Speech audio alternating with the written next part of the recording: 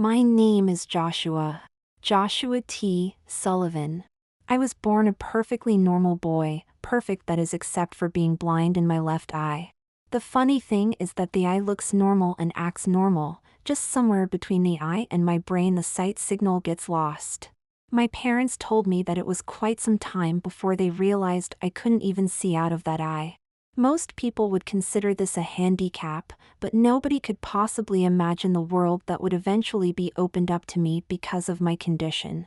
But we'll get to that soon enough. As I said, and except as stated previously, I grew up a perfectly normal, perfectly adjusted little boy. I got G.I. Joes for Christmas, and wanted to be a fireman when I grew up.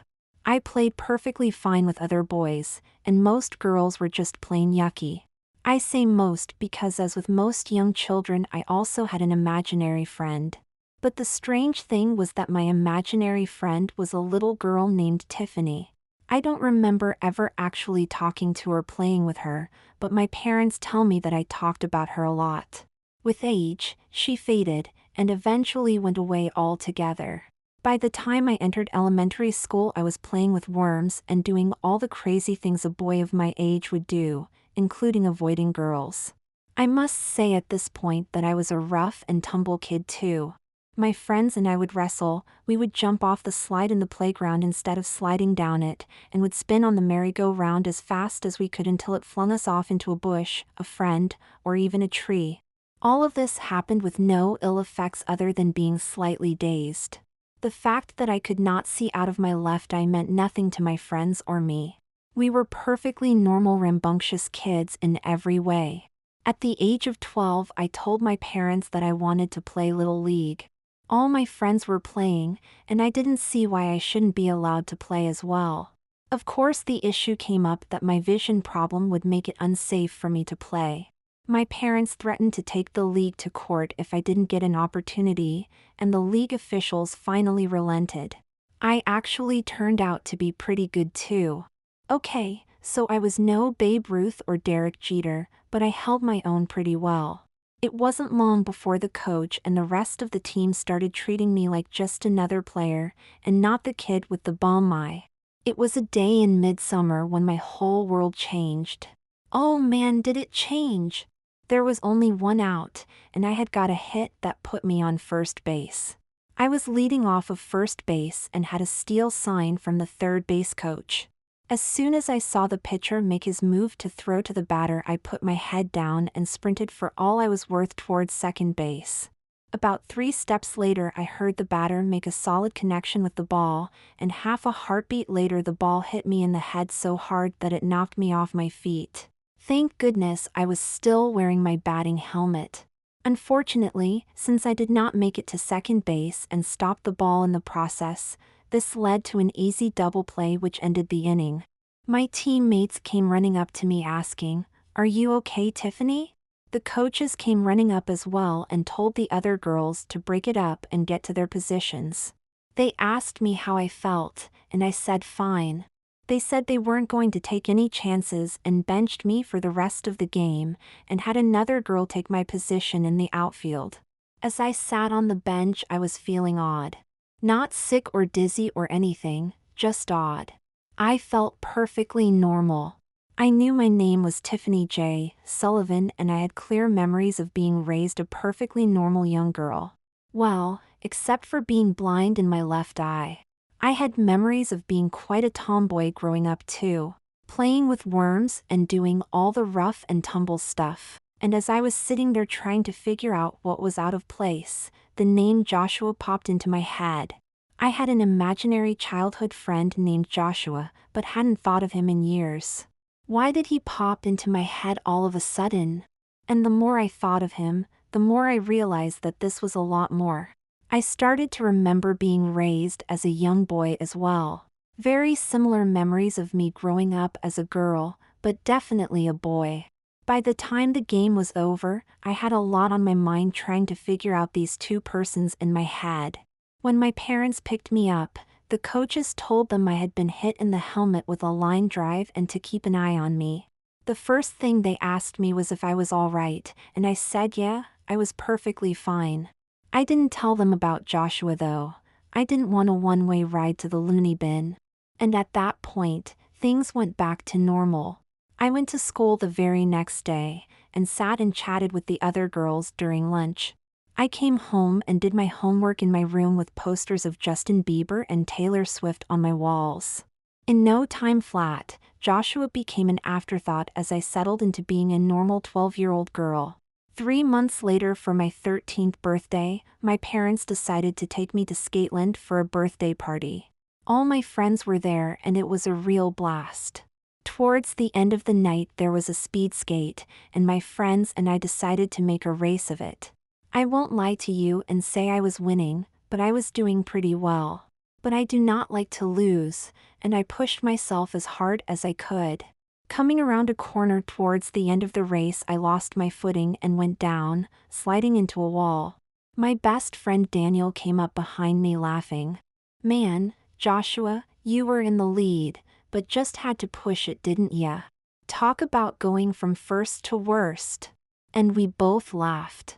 I asked Daniel if he would give me a second, and I just sat there on the floor. He asked me if I was okay, and I said yeah. I just wanted to sit there and make sure. In truth, something was in fact wrong. This time I had much clearer memories. Memories of Tiffany, memories of me. I had solid memories of the last 3 months since being hit by the beanball. Memories of being a boy and doing typical boy stuff. But this time I had memories of Tiffany too, memories of a same, but opposite existence. I had memories of being Tiffany, but while I was her, this body continued to exist as well, and I had memories of it doing things I would have normally done. It was so weird having those feelings, and even harder to put into words. I knew I was living as Tiffany, but had memories of being Joshua as well, even though I know I wasn't there. I got back up and joined the party, still not telling anyone. I doubt anyone would have believed me. I went back to my life, but unlike the last time, I didn't just let Tiffany fade away. Was I living 2 lives? I had to know what was going on. I was afraid to ask anyone about it because of my fear of being labeled a nut, but still I was curious. One night I was watching Star Trek: The Next Generation, and it was an episode about multiple planes of existence. I was enthralled. I asked my parents if they believed that there could be a parallel universe like they talked about in Star Trek. My dad said that anything was possible, but we had no way for knowing for sure. I didn't say anything more, but felt relatively certain that I knew. And I was pretty sure. Now that I felt I knew what was happening, I had to make sure. To test my theory, I had to be Tiffany again. And I was pretty sure I knew just how to do it. I went over to the corner of my room and grabbed my baseball batting helmet and put it on, then grabbed my baseball bat. I steadied my nerves and stared at the bat. Then, with a swift motion, brought it down, bopped myself on the top of my head.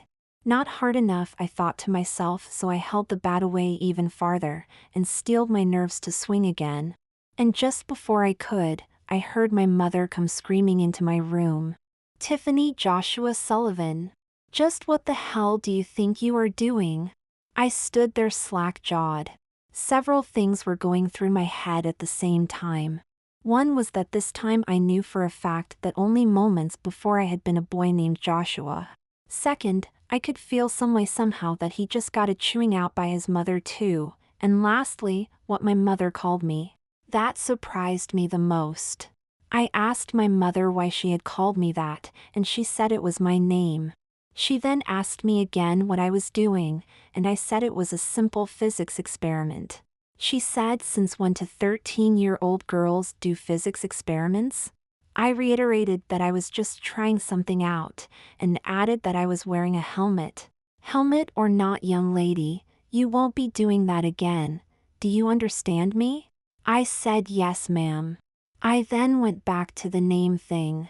I said that I never knew I had a real middle name, and that I thought I just had a middle initial. She said that Joshua is what I would have been named had I been born a boy, and for simplicity's sake they just used J on all documents because Joshua wasn't much of a girl's name. I laughed and agreed with her. She then added something I wasn't expecting. She said when I was a little girl and had an imaginary friend named Joshua, it kind of spooked her and Dad. They had never told me my middle name was Joshua, and for me as a little girl to pull that name out of thin air was just, well, spooky. I laughed again and said that I kind of understood what she was saying. But I left it at that. I didn't tell her that as a little girl, my imaginary friend wasn't so imaginary after all. She grabbed the bat from my hand, shook it at me, and said, "And no more of this, do you understand?" I said, "Yes, ma'am." And then she lovingly bopped me on the top of the batting helmet before putting the bat in the closet and walking out of the room. Then she stopped and turned around. "Oh, and Joshua, don't forget to do the dishes." And she walked out, closing the door behind her. I was back to Joshua again. Okay, so it didn't take much. But that didn't make sense at first. As a child I was quite the little daredevil, but felt quite certain that I never made the hop between my two realities until just recently. I could only guess that when I was first hit in the head with the beanball that something changed, and that's when it all really started. When I was young, there was obviously a connection of some sort, but just that, a connection. The accident on the baseball diamond apparently reopened that connection, but did more and made it a full-blown gateway. Whatever it was, opened up two separate lives to me, one as a boy, one as a girl, but both feeling perfectly normal and natural. Each time I jumped from one existence to the other, I managed to retain memories from both versions of me. And each time I jumped, the link seemed to grow stronger. I felt more of a connection to the other reality, and brought a few things across realities. As a boy, I learned in a more intimate way what a girl wants and needs. And just as importantly, what they do not like and find offensive. This helped me be less awkward towards girls than most boys my age. As a girl, I was able to figure out boys a little easier than other girls. I could pick out the ones that were true gentlemen a bit easier, and knew the ones that just wanted to go for a romp in the hay, and stay away from them. What was really weird though is that they were both a version of me, but they were individuals as well. The two realities mirrored each other pretty evenly. If Joshua was sick, it was a safe bet that Tiffany was too. If Tiffany was spending the night with her friends seeing a chick flick at the theater, Joshua was probably at the movies with the guys watching a bang-em-up action flick. But as a guy, there was no desire to be a girl. I was happy being a guy, and doing guy things. And as Tiffany, I enjoyed being a girl. It felt natural, it felt normal. I had no desire to be a boy. I enjoyed being Joshua, and I enjoyed being Tiffany. And so it was that through my teen years, I hopped between realities a few times a year, sometimes intentional, but mostly accidental. I was happy and well-adjusted in whichever reality I was in, and that was good enough for me. Tiffany was like a sister to me, maybe just a bit closer. And obviously feelings went the other way too. At the age of 16, we lost our virginity. Joshua had a steady girlfriend at the time, and Tiffany had a boyfriend. I was in Tiffany's reality when it happened. It was nothing planned, and the most beautiful and spontaneous moment for both of us. As Tiffany, I looked into his eyes and saw only caring and compassion. He waited for me to invite him in, and was the most perfect gentleman. Since it was such a spontaneous moment, there was no protection. But it was beautiful. When I returned to Joshua's reality 2 weeks later, I remembered a very loving moment between myself and my girlfriend Diana. I was the perfect gentleman, and didn't make a move at her until she expressed her desires. Again, there was no protection, only love. Not long afterwards, Diana and I were walking out of the theater when she stopped and said she had to talk to me. I could see concern in her face, and asked her what was wrong. She then told me that she had missed her period. In the most loving way I could, I told her that I would do whatever was necessary. If she wanted to have a baby, I was prepared to be a father. If she wanted to give it up or have an abortion, again, I would support her in every way I could as well. We held each other and she cried. We knew as teenagers we had a rough road ahead of us. I then did something totally unexpected. I asked Diana to slap me. Slap me as hard as she could. She asked why, and I just told her I deserved it. She said I did not, but I told her I would feel better if she did anyway. She said okay, and slapped me, but only in a friendly, loving way. I told her I needed her to really slap me. Again she asked why, and I asked please, just do it. Then she said, okay, you asked for it, and drew back and slapped me with all she had. The hit was hard enough that it knocked me back a few paces. I looked up into Daniel's eyes and he was crying. He said he was so sorry and asked me to never ask him to hit me again. I just stood there rubbing my stinging cheek. I looked into his eyes and simply said thank you. I love you even more for this. He asked me how so? I told him that it proved he loved me to do something I asked of him, even though it was something it hurt him to do. Or at least that is what I told him.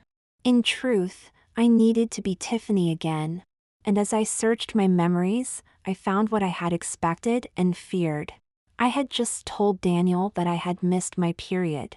Getting in the car, Daniel asked me where I wanted to go.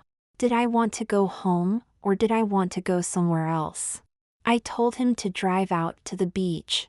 The crashing waves in the evening would be relaxing. We never made it to the beach. We barely made it out of the parking lot. I awoke groggily. Somebody was holding my hand. It was my mother, and as she saw me starting to stir, she started crying. Then I could tell by the voices that the room I was in was starting to fill up. As they started to poke and prod and ask questions of me, I realized I was in a hospital. The information that eventually worked its way to the surface was devastating. I was driving and had just pulled out of the parking lot of the theater when a truck driver who had fallen asleep at the wheel broadsided us at full speed. I had been in a coma for 4 months and had multiple surgeries. My throat was dry, but as best as I could I said one word, Diana. And there was more crying.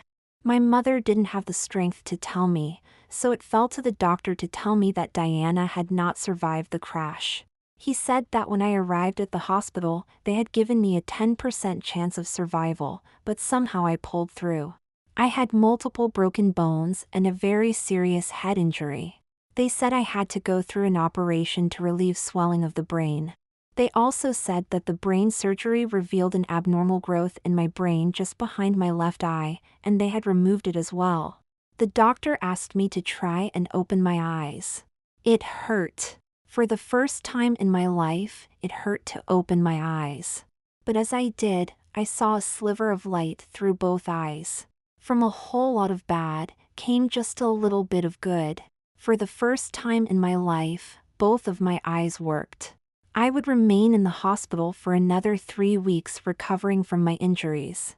I wanted so bad to check on Tiffany, but it just wasn't possible in the hospital. Finally, I was able to go home. I was still in a much weakened condition and was restricted to bed rest, but I got to go home. The first night I was home, I intentionally rolled out of bed and hit the floor as hard as I could. My mother heard the thump from the other side of the house and came running into my room. Joshua, are you okay? My mother was panicking, and I lied and told her I was reaching for some water and just rolled too far. She got me back in bed, handed me the water, and told me to be more careful. I just told her thanks. She walked back out of the room and I turned towards the wall. I hit my head against the wall and knew I was still Joshua. I hit my head against the wall again and started to cry. Tiffany, where are you? I hit my head against the wall again and put a crack in the dry wall. My mother came running in again, but I continued to hit my head against the wall. It took both her and my dad to finally restrain me. In my mother's arms I just cried. She's gone, I kept muttering to myself. She's gone. My mother just held me saying it wasn't my fault. She thought I was crying for Diana. While I truly missed Diana, it was Tiffany I was crying for. Physically, I healed quickly. Emotionally, It took longer, a lot longer. You just don't get over losing so much. As far as the world knew, I lost one person in that accident that meant so much to me. In truth, I lost four. I lost Diana, a girl that I loved and was ready to spend my life with. I lost Tiffany, who was another part of me altogether. And lastly, but in no small measure, I lost both of their unborn children. Many years later, I have graduated college and become a successful scientist. In the years since the accident, I have had no connection with Tiffany. I can only assume she survived for the simple reason that I survived it as well. At least that is what I hope. I can no longer feel her, so I just don't know. I only have the memories.